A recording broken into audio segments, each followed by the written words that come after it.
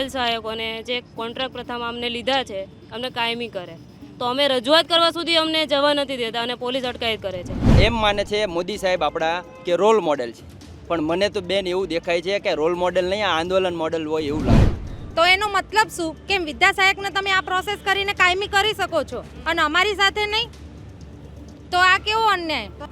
અત્યારે 3 બસ જેવું તો ડિટેન કરેલા છે, બીજા તો અહીંયા હાજર છે અને 2 બહેનોને તો હોસ્પિટલે લઈ ગયા છે જે એને બહુ ઘર્ષણમાં વાગેલું છે. કે માત્ર એક દિવસ યોગ કરો, બાકીના 364 દિવસ તમે તંદુરસ્ત રહેશો. જ્યારે અમારા બાળકો જે છે ને એને એક દિવસના યોગથી કશું નથી થતું. અમારા બાળકો કાયમી યોગ કરવા માગે છે. આ ખેડૂતના દીકરાઓ એમના ખેતી કરી અને મજૂરી કરી અને ડિગ્રીઓ લે, 5 વર્ષ ભણે અને છતાંય એમને પરીક્ષા દેવાની, શાળા સિલેક્શન બધું થાય અને પછી આંદોલન કરવાનું અને કરારવાળી નોકરી આપે. એટલે આ લોલીપોપ જ આપવાના.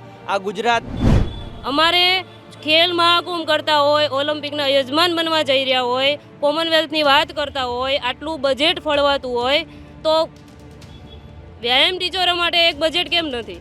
અમારા મા બાપ અમને પૈસા ખર્ચીને અમને ભણાવે છે, છતાં 15 વર્ષથી અમારી ભરતી જ ના થાય તો આમાં ડર જેવું હવે શું? હવે તમને એવું લાગે છે કે અમે ગાંધીનગરમાં આવીએ તો વ્યાયામવાળા તો આતંકવાદીઓ એ રીતનું અમારી સાથે આ બધા કરે.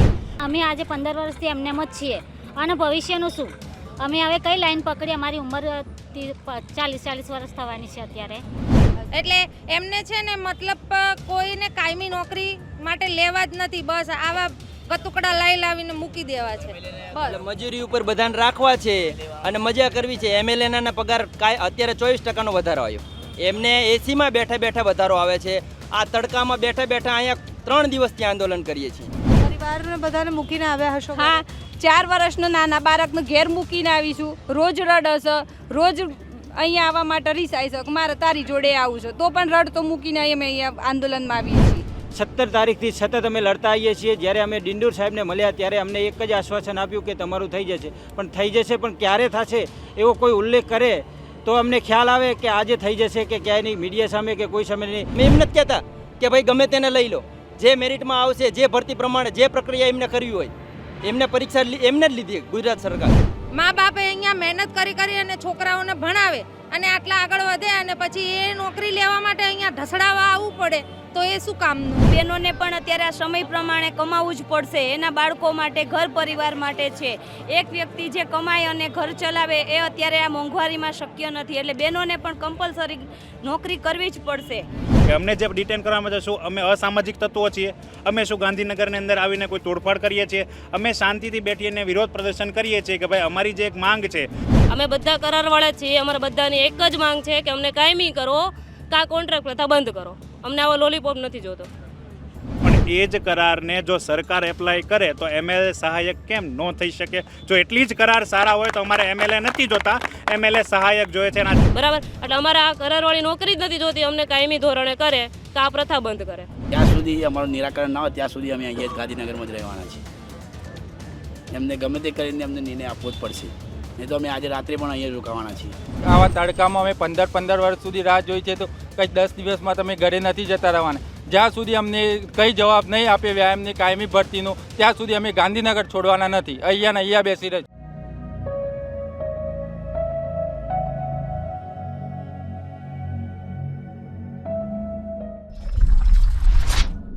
ધગધગતા તાપમાન, ઘરની બહાર નીકળવાની પણ ઈચ્છા ન થાય એટલી ગરમીમાં રસ્તા પર શિક્ષકો ઢસડાય છે. ગાંધીનગરમાં જાણે કે રૂટીન થઈ ગયું છે કે પોલીસ આવે, આંદોલન કરતા હોય એ લોકોને ઢસડીને લઈ જાય.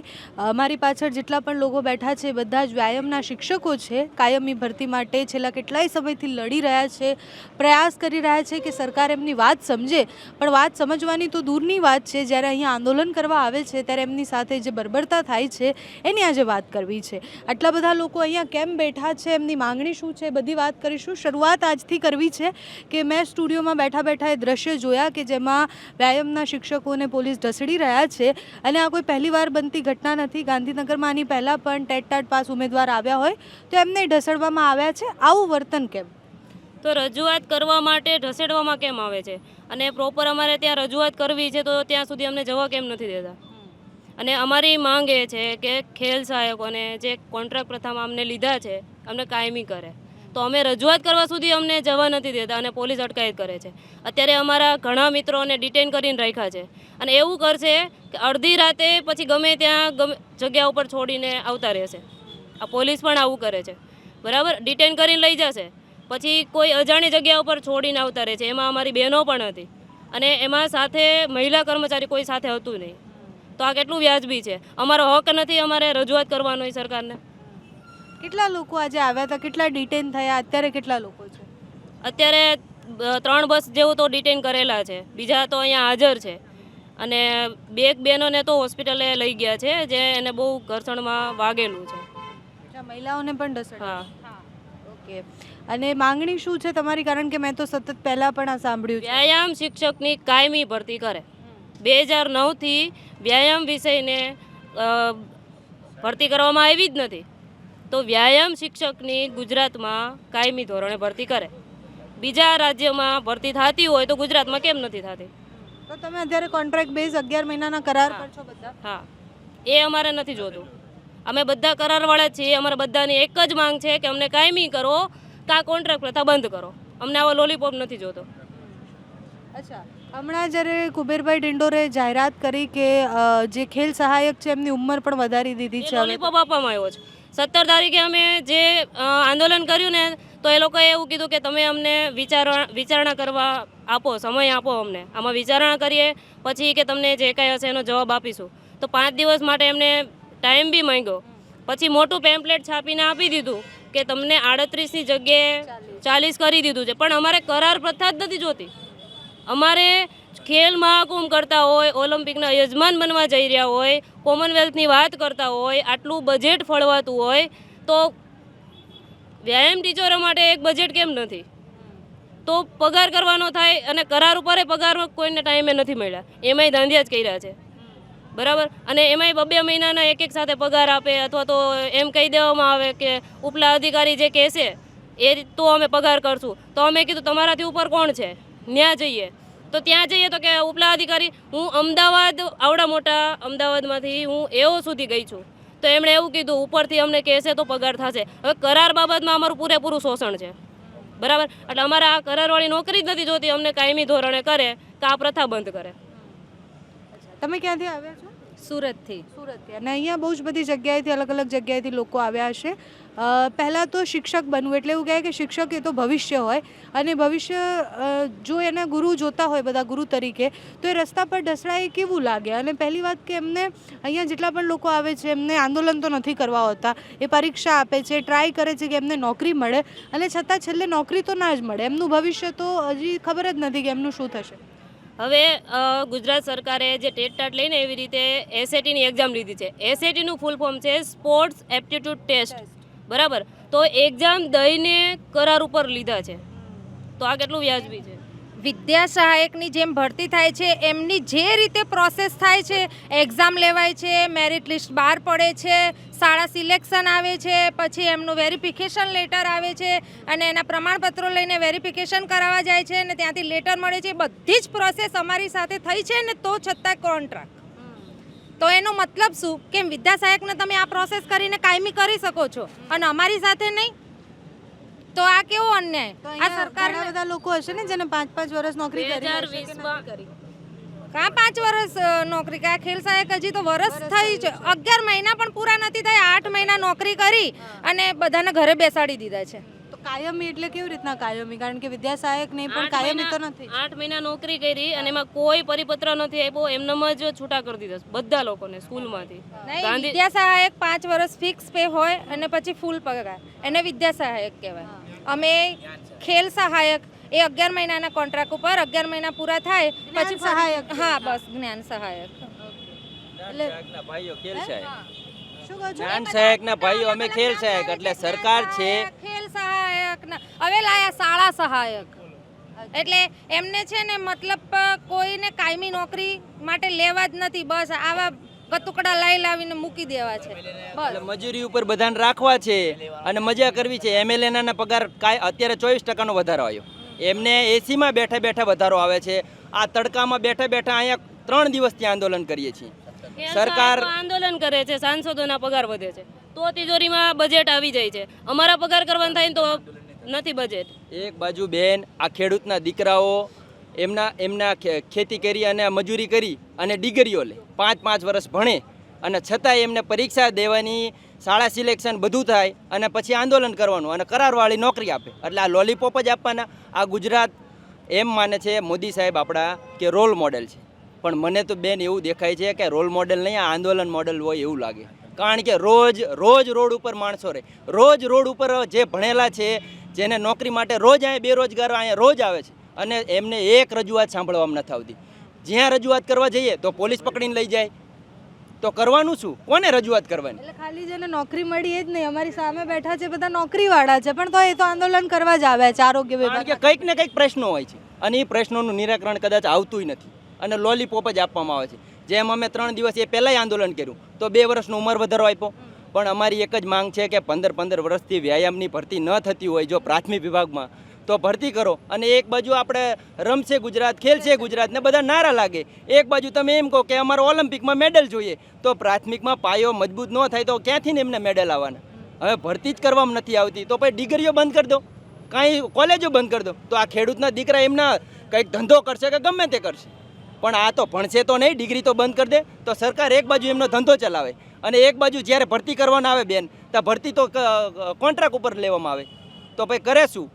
અને અહીંયા 3 દિવસ આ તડકામાં બેઠા છે અને આમને તો બેસવાની ટેવ પડી ગઈ બેન, કારણ કે આ બધા મેદાનના માણસો છે અને ખરેખર એમને સમજવું જોઈએ અને ખબર એમને જો મેડલ લાવવા હોય ઓલિમ્પિકમાં તો પ્રાથમિક વિભાગમાં કાયમી ભરતી કરવી જોઈએ અને કાયદેસરની એમને જે સેટ પરીક્ષા લીધી છે તો એમને કાયમી સમાવેશ કરવો જોઈએ. બસ એક જ રજૂઆત છે કે કાયમી ભરતી પ્રાથમિક વિભાગમાં કરવામાં આવે અને સેટનો સમાવેશ તરીકે મેરિટ લિસ્ટ બહાર પાડે. અમે એમ નથી કહેતા કે ભાઈ ગમે તેને લઈ લો, જે મેરિટમાં આવશે, જે ભરતી પ્રમાણે જે પ્રક્રિયા એમને કરવી હોય એમને પરીક્ષા એમને જ લીધી ગુજરાત સરકાર. અને સર એમ કે છે બેટી બચાવો ને પઢાઓ ને, તો આ બેટી પઢી અને આટલી આગળ આવી તો એ ડિગ્રીઓ લઈને ઘરે બેઠી છે, નોકરી કરવા માટે આંદોલનમાં ઉતરવું પડે છે. તો શું કરવાનું? મા બાપે અહીંયા મહેનત કરી અને છોકરાઓને ભણાવે અને આટલા આગળ વધે અને પછી એ નોકરી લેવા માટે અહીંયા ઢસડાવા આવવું પડે તો એ શું કામનું? એમને લોકોને કાંઈ ફરક પડતો નથી, એ તો એસો આરામથી એ બેઠા છે, અહીંયા ગમે તે થાય. 2020માં નવી શિક્ષણ નીતિમાં કહેવામાં આવ્યું છે નરેન્દ્ર મોદી સાહેબ દ્વારા, અને 2025માં બી રજૂઆત થઈ ગઈ છે, બુકે છપાઈ ગઈ છે, તેમ છતાંય એ બુક હજી બહાર પાડી જ નથી ગુજરાત સરકારે. કેમ એ ખબર નહીં. વ્યાયામ શિક્ષકની ભરતી કરવાની માંગ અમે કરીએ છીએ, તો ખરેખર તો માંગ થવી જોઈએ. અમારી માંગ એ છે જ કે અમારા વિષયની કાયમી ધોરણે ભરતી થાય. પણ એક બાજુ MLAની ક્રિકેટ લીગ ચાલુ કરે અને જે ખરેખર રમે એવા નથી MLA, કારણ કે એમની ઉંમર થઈ ગઈ છે, તમે આપણે બધા જોઈએ જ છીએ. તો એ MLA જે ધારાસભ્યો ક્રિકેટની લીગ મેચો રમે છે અને જે બાળકો ખરેખર રમે એવા છે પ્રાથમિક શાળામાં, એ બાળકો રમતગમતથી વંચિત છે બેન. તો અમારી એક જ માંગ છે કે પ્રાથમિક વિભાગમાં કાયમી ભરતી કરવામાં આવે. રજૂઆત કરવા જઈએ તો અમને ત્યાં એવું આશ્વાસન આપવામાં આવે છે કે તમારું વિચારણા કરશું, અમે તમારો મુદ્દો અમે ધ્યાનમાં લેશું અને આ વિદ્યા સહાયકની ભરતી થશે એમાં તમારો સમાવેશ કરશું. તો આવા સપના કેમ દેખાડે છે?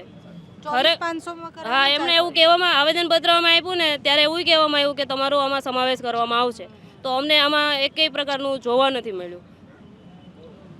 પાછળ જતી આવું થોડીક. શું નામ છે તમારું? સોહિલ મંસૂરી છે મારું તમે નામ. ક્યાંથી આવ્યા? હું સાબરકાંઠા હિંમતનગરથી આવું છું. અચ્છા, તો આટલી ગરમીમાં બધી જ અલગ અલગ જગ્યાએથી આવે. મેં ટેટ વખતે જ્યારે આંદોલન કવર કર્યું ત્યારે મેં એ પણ જોયું હતું કે હજી તો ગાંધીનગરમાં વિદ્યાર્થીઓએ પગ મૂક્યા હોય ને એમની અટકાયત થઈ ગઈ હોય. તો અહીંયા કેવું લોકોમાં ડર છે અત્યારે જેટલા પણ શિક્ષકો આવ્યા છે એમાં? ડર તો આમાં મેડમ જેવું છે જ નહીં, કારણ કે અમે 15 વર્ષથી ખેલ સહાયકને આ વ્યાયામ શિક્ષકની ભરતી જ નથી કરતા, તો હવે ડર જેવું રહ્યું નથી. અમારા મા બાપ અમને પૈસા ખર્ચીને અમને ભણાવે છે, છતાં 15 વર્ષથી અમારી ભરતી જ ના થાય તો આમાં ડર જેવું હવે શું? હવે તમને એવું લાગે છે કે અમે ગાંધીનગરમાં આવીએ તો વ્યાયામવાળા તો આતંકવાદીઓ એ રીતનું અમારી સાથે આ બધા કરે છે. પકડીને ઢસડીને પોલીસ સ્ટેશનમાં લઈ જાય છે, ડિટેન કરી દે છે. અમારો એક જ મુદ્દો છે, વ્યાયામ શિક્ષક કાયમી કરો, ભરતી કરો. આપનું શું નામ છે? સુથાર નિખિલ કુમાર. અને તમે ક્યાંથી આવ્યા છો? સાબરકાંઠા હિંમતનગર. સાબરકાંઠાથી. અચ્છા, તો આ માંગણીઓ જો સ્વીકારવામાં નહીં આવે, કારણ કે મેં તો બહુ જ બધા આંદોલન જોયા છે, અને જે રીતના હવે ખેલ સહાયકમાં જો વધારો કરી દીધો છે ઉંમરનો, એટલે એ તો એક એવો જ સંદેશ છે કે અમે ખેલ સહાયકમાં ભરી દઈશું વધારે ઉંમરવાળાને, પણ કાયમી નહીં કરીએ. જ્યાં સુધી અમારું નિરાકરણ ના હોય ત્યાં સુધી અમે અહીંયા જ ગાંધીનગરમાં જ રહેવાના છીએ. એમને ગમે તે કરીને એમને નિર્ણય આપવો જ પડશે, નહીં તો અમે આજે રાત્રે પણ અહીંયા રોકાવાના છીએ. તમારી સામે એક બીજું આંદોલન ચાલે છે, 10 દિવસથી ચાલે છે હડતાળ. હા, એ જોઈએ જ છે અમે 7 દિવસ, અમે પણ 7 દિવસથી જ છીએ અહીંયા.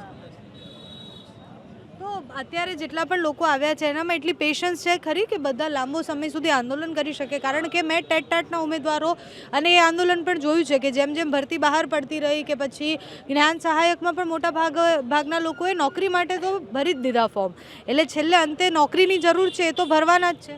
હા, એ તો છે, પણ મેડમ 15 વર્ષ સુધી અમે રાહ જોઈ છે, તો હવે આવા તડકામાં અમે 15 વર્ષ સુધી રાહ જોઈ છે, તો કંઈ 10 દિવસમાં તમે ઘરે નથી જતા રહેવાના. જ્યાં સુધી અમને કંઈ જવાબ નહીં આપે વ્યાયામની કાયમી ભરતીનો, ત્યાં સુધી અમે ગાંધીનગર છોડવાના નથી, અહીંયા બેસી રહે. ઓકે મેડમ જી. એવું કહે છે કે 38 વર્ષમાંથી 40 વર્ષ કરવામાં આવ્યા, પણ એ એવું વિચાર કરે છે, એમ જ કહી દીધું 40 વર્ષ કરવામાં આવ્યા. જ્યારે પરીક્ષા લીધી ત્યારે તો 38 વર્ષ હતા, એને જ પરીક્ષા આપેલી છે. ક્યાંથી 40 વર્ષવાળા આવી જવાના? આમાં મેરિટમાં નામ જ નથી તો ક્યાંથી ખેલ સહાયકો વધી જવાના? એમની સમજાવવાની પ્રોસેસ ચાલે છે ને સરકારની. ખરેખર એ લોકોએ એક્ઝામ લીધી ત્યારે 38 વર્ષ છેલ્લી હતી, તો 40 વર્ષ કરીને શું કરશે? 40 વર્ષ વાળું કોણ આપેલી જ નથી, એ લોકોએ પરીક્ષા આપી જ નથી. આવવાના એટલે એ સરકાર ખાલી અમને ઉલ્લુ જ બનાવે છે. આપણે મોદી સાહેબ નવી રાષ્ટ્રીય શિક્ષણ નીતિ 2020ની લાયા, તેમાં વ્યાયામ એક વિષય એમને દાખલ કર્યો. જ્યારે 2022ની અંદર પરીક્ષા પે ચર્ચા મેં આ મુદ્દો વ્યાયામનો મુદ્દો મોદી સાહેબે ખુદે કીધું હતો કે વ્યાયામ વિષય એક અલગ નથી, હવે એ શિક્ષણનો એક ભાગ બની ગયેલો છે. એ નીતિ પ્રમાણે એક ગુજરાત સરકારે એક પ્રોસેસમાં આપ્યું, જે ખેલ સહાયક નામનું એક કોથળામાંથી બિલાડું કાઢ્યું. એ રીતની આ પ્રોસેસ આપી, ખેલ સહાયક નામનો પ્રોજેક્ટ મૂકી દીધો કે જ્યાં સુધી કોન્ટ્રાક્ટ ઉપર અમનો બેઝ ચાલે. પરીક્ષા લીધી તો એના આરઆરમાં તો એવું કાંઈ હશે નહીં, આરઆરમાં તો હશે જ કાયમી ભરતી. કાયમી ભરતી જેમ ટેટ અને ટાટની પરીક્ષા લે એમ જ રાજ્ય પરીક્ષા બોર્ડે અમે લીધી છે. જે તમારી ભરતીમાં જે પરીક્ષા તમે આપી એ ટેટ પ્રમાણે એની વેલિડિટી કેટલી, તમે જો પાસ થયા તો? પરીક્ષાની વેલિડિટી એમને કોઈ આપેલી નથી. બાકી એની અંદર જે રીતે ટેટ અને ટાટની જે રીતે માર્કશીટ લીધી એ જ રીતે એ જ માર્કશીટ એ જ કલરવાળી અને એ જ સેમ, કોઈ જ ફેર નથી. અને જે પ્રોસેસ ટેટ અને ટાટની જે પ્રોસેસ થાય એ રીતે જ અમારી પ્રોસેસ કરી છે. અને કાયમી ભરતી માટે અમારો એક જ નિર્ણય છે કે જ્યાં સુધી અમારી વ્યાયામ શિક્ષકની કાયમી ભરતી નહીં કરે ત્યાં સુધી ગાંધીનગર છોડવાનું થતું નથી. અમારે આજે 17 તારીખથી સતત અમે લડતા આવીએ છીએ. જ્યારે અમે ડિંડોર સાહેબને મળ્યા ત્યારે અમને એક જ આશ્વાસન આપ્યું કે તમારું થઈ જશે, પણ ક્યારે થશે એવો કોઈ ઉલ્લેખ કરે તો અમને ખ્યાલ આવે કે આજે થઈ જશે કે ક્યાંય નહીં, મીડિયા સામે કે કોઈ સામે નહીં. અમે જ્યારે 18 તારીખે મળ્યા ત્યારે તેમને કીધું હતું કે હું તમારી કેબિનેટમાં ચર્ચા કરીશ અને પછી તમને હું રજૂઆત કરીશ. આજે કેબિનેટ ભરાવાની છે તો અમે એની રાહ જોઈને બેઠા છે કે કેબિનેટમાં અમારો મુદ્દો, અમે કાલે જ એમને રજૂઆત કરીને આવ્યા છીએ કે તમારો મુદ્દો કાલે હું કેબિનેટમાં રજૂઆત કરી અને તમારી કાયમિકની એમને રજૂઆત કરીશ. કે શું નામ છે આપનું? મારું નામ નિશિત પંડ્યા છે. અને નિશિતભાઈ ક્યાંથી આવ્યા? હું ભાવનગરથી આવેલો છું. અચ્છા, ભાવનગરથી, સુરતથી, સાબરકાંઠાથી, બધી જ જગ્યાએથી અલગ અલગ જગ્યાએથી લોકો આવ્યા છે અને બહુ જ બધા લોકોને ડિટેન પણ કરી દેવામાં આવ્યા છે. આ બેન, એમાં એવું છે કે હમણાં હર્ષ સંઘવી સાહેબે એવું કીધેલું કે અમે એવા લિસ્ટ બહાર પાડેલું છે કે જે આ લોકો તોફાન કરે છે, કે ગુંડાઓ જેને આપણે કહી શકીએ, અસામાજિક તત્વો કે ગુંડા જેને આપણે શબ્દ વાપરી શકીએ, એનું લિસ્ટ બહાર પાડવામાં આવ્યું છે. તો હર્ષ સંઘવી સાહેબને એટલું પૂછવું છે કે એ લિસ્ટ અમને બતાવો કે અમારા જે ખેલ સહાયકો ભાઈઓ અથવા બહેનોને પકડી ગયા છે એ લિસ્ટમાં કયા ખેલ સહાયકનું નામ અંદર આવેલું છે. એ પ્રશ્ન અમારે હર્ષ સંઘવી સાહેબને પૂછવો છે કે અમને જે ડિટેન કરવામાં છે શું અમે અસામાજિક તત્વો છીએ? અમે શું ગાંધીનગરની અંદર આવીને કોઈ તોડફાડ કરીએ છીએ? અમે શાંતિથી બેઠીને વિરોધ પ્રદર્શન કરીએ છીએ કે ભાઈ અમારી જે એક માંગ છે કે ખેલ સહાયકમાં જે પરીક્ષા લેવામાં આવી છે SAT, એ SATની એક્ઝામની જે મેરિટ લિસ્ટ બહાર પડે છે, મેરિટ લિસ્ટ મુજબ અમને કાયમી કરો. અમે એમ તો કહેતા નથી કે ડાયરેક્ટ અમને કાયમી કરો. અને બીજો પ્રશ્ન છે કે સાહેબ મેડમ, અમને એમ કહેવામાં આવે છે કે શારીરિક શિક્ષણની શું જરૂર? તો મારે એ જે ઓફિસમાં બેઠતા બાબુઓ છે એ બાબુઓને એટલું કહેવું છે કે બાબુઓ બહાર નીકળો, તમારી બાજુની જે સ્કૂલ હોય એ સ્કૂલમાં કોઈ ખેલ સહાયક કામ કરીને હમણાં ગયો છે એને મળો, એના વિદ્યાર્થીઓને મળો અને એને પ્રશ્ન પૂછો કે તમારે ગણિતનો શિક્ષક જોઈએ છે કે તમારે વ્યાયામનો શિક્ષક જોઈએ છે. અમે નહીં, અમારા વિદ્યાર્થીઓ અમને જવાબ આપશે કે એને શું જોઈએ છે. અને બેન બીજું મારે એ કહેવું છે કે ચલો કરાર આધારિત આ બધી પ્રથાઓ છે બહુ સારી છે, ખરેખર સારી છે અને સરકારને અમે આવકારીએ છીએ, પણ એ જ કરારને જો સરકાર એપ્લાય કરે તો MLA સહાયક કેમ ન થઈ શકે? જો એટલી જ કરાર સારા હોય તો અમારે MLA નથી જોતા, MLA સહાયક જોઈએ છે. અને આ જેટલા ખેલ સહાયકો છે એને જ્યારે દર વર્ષે રિન્યૂ કરવાની વાત કરે છે, કર્યા નથી, પણ એમાં એમને એક પોઈન્ટ આપવામાં આવે છે કે તમારે તમારા પ્રિન્સિપાલ પાસે સારું કામ કર્યું છે એનું તમારે લેખિતમાં લખાણ લાવવાનું છે. તો એ પ્રશ્ન અમારે વિધાનસભામાં મૂકવો છે કે હવે અમારી પાસે પણ તમારે લખાણ લાવવું પડશે કે તમે સારું કામ કર્યું છે તો જ તમે ફોર્મ ભરી શકશો, બાકી નહીં. હા, અને બેન એક 21 જૂન મસ્ત મજાનો કાર્યક્રમ આપણા મોદી સાહેબ કરે છે, જેને અમે આવકારીએ છીએ, જે યોગ દિવસ છે. માત્ર એક દિવસ સાહેબનું એવું કહેવું છે કે માત્ર એક દિવસ યોગ કરો, બાકીના 364 દિવસ તમે તંદુરસ્ત રહેશો. જ્યારે અમારા બાળકો જે છે ને એને એક દિવસના યોગથી કશું નથી થતું. અમારા બાળકો કાયમી યોગ કરવા માગે છે, અને યોગ કરવાવાળા જે ખેલ સહાયકો છે કે જેણે SAT નામની એક્ઝામ પાસ કરેલી છે, અને જે મોદી સરકારે જે ગુજરાત સરકાર બનાવેલી છે, આ ગુજરાત સરકારમાં જે અમે વોટ આપીને જેને જે મહાન વ્યક્તિઓને અમે મોકલેલા છે એ લોકોએ જ આ ખેલ સહાયકની એક્ઝામ લેવડાવેલી છે કે જે સરકાર માન્ય છે, અને એ જ એક્ઝામને આધારે અમે કાયમી કરવાનું કહીએ છીએ. અમે અમારો હક માગીએ છીએ, અમે કોઈ પાસે ભીખ માગતા નથી. અને બેન હમણાં એક મસ્ત મજાનું એ લોકોએ લોલીપોપ કાઢ્યું, આમ તો કે ને કોથળામાંથી નાનું એવું બિલાડું કાઢ્યું કે ભાઈ 38 વર્ષની બદલે 40 વર્ષ કરી દીધા. પણ પહેલાં એ તો પૂછો કે તમારી માગ શું છે? 38ના 40 કરીને અમે શું કરશું? કારણ કે 38થી ઉપર કોઈ એક્ઝામ જ નથી આપવા દીધી લોકોએ. માત્ર ને માત્ર આ મોટા મોટા બેનરોને એમાં એવું કહ્યું કે હવે જ્ઞાન ખેલ સહાયકો આમાં વધારે ભરવામાં આવશે. બાપા, કોઈ ભરવામાં આવવાના નથી. અમારે એ કરાર પ્રથા જોતી જ નથી. મેં પહેલાં પણ કીધું એ જ રીતે, જો આ કરાર આધારિત ભરતી સારી હોય તો માત્ર ને માત્ર આવતી તમારી ટર્મ છે એમાં MLA સહાયક જ આવવા જોઈએ, બીજું અમારે જોતું નથી. સાબરકાંઠા હિંમતનગર. અચ્છા, અને કેટલી મહિલાઓ આવી છે તમારા ત્યાંથી? ત્યાંથી અમારી 20-30 મહિલાઓ આવી છે. તો આવી રીતના જ્યારે ઘર્ષણના દ્રશ્ય આવે તો પરિવાર એવું ના કહે કે ઘરે પાછા આવતા રહો? કંઈ પણ અમે અમારી માટે લડવા આવ્યા છીએ, અમે અમારું પોતાનું હક માગવા આવ્યા છીએ. અમને કોઈ પણ કંઈ ભાઈ કહેશે તો પણ અમે અહીંયા અડગ રહેવાના છીએ. અમને જ્યાં સુધી નિર્ણય નહીં મળે કે અહીંયાથી અમને કાયમી કરવામાં આવે છે ત્યાં સુધી અમે અહીંથી ક્યાંય જવાના નથી. અમે અમારો હક લઈને જઈશું અહીંથી.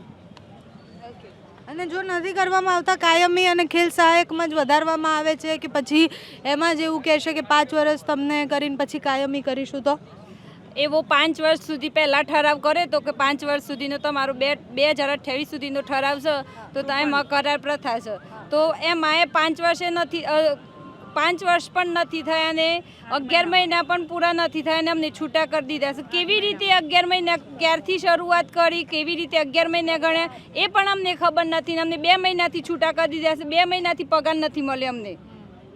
પરિવારને બધાને મૂકીને આવ્યા હશો? હા, 4 વર્ષનો નાના બાળકને ઘેર મૂકીને આવીશું. રોજ રડશે, રોજ અહીંયા આવવા માટે રીસાય છે કે મારે તારી જોડે આવું છે, તો પણ રડતો મૂકીને અમે અહીંયા આંદોલનમાં આવીએ છીએ.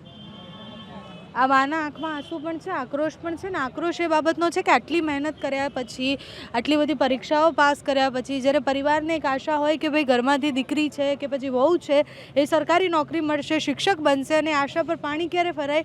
જ્યારે જ્ઞાન સહાયક કે પછી ખેલ સહાયક કે બધી યોજનાઓ આવે એટલે તમે પરીક્ષા આપો, કંઈ પણ કરો, તમારે કાયમી તમારી નોકરી તો નથી જ. એટલે તમને ક્યારે કાઢી મૂકશે, તમને કેટલો સમય રાખશે એ કોઈ નિશ્ચિતતા જ નથી એમાં. તમારું શું નામ છે? જીનલબેન પટેલ. અને જીનલબેન, તમે ક્યાંથી આવ્યા? અમદાવાદથી આવું છું. અરે જીનલબેન, મેં તો જોયું છે કે બહુ જ બધી સ્ત્રીઓ, મોટા ભાગે જ્યારે શિક્ષકની વાત આવે એટલે વધારે સ્ત્રીઓ હોય છે, અને મેં એ દ્રશ્ય પર જોયા છે કે જ્યારે ટેટાટ વખતે કે પછી અત્યારે બી સ્ત્રીઓ આગળ આવી અને લડી હોય. હા, એ છે બેનો છે, એક ઘરનું કામ કરી અને ટીચરની નોકરી છે એ સરળતાથી કરી શકે છે, પણ અમે જે નોકરી કરીએ છીએ અમને કરાર ઉપર લીધેલા છે. બેનો એમાં પણ ઘણી એમાં એની સહમતતા બતાવે છે, ઘરનું કામ છે, લડવું છે, બધું કરે છે, પણ કાયમી નોકરી છે એ સ્વીકારવા અમે તૈયાર નથી.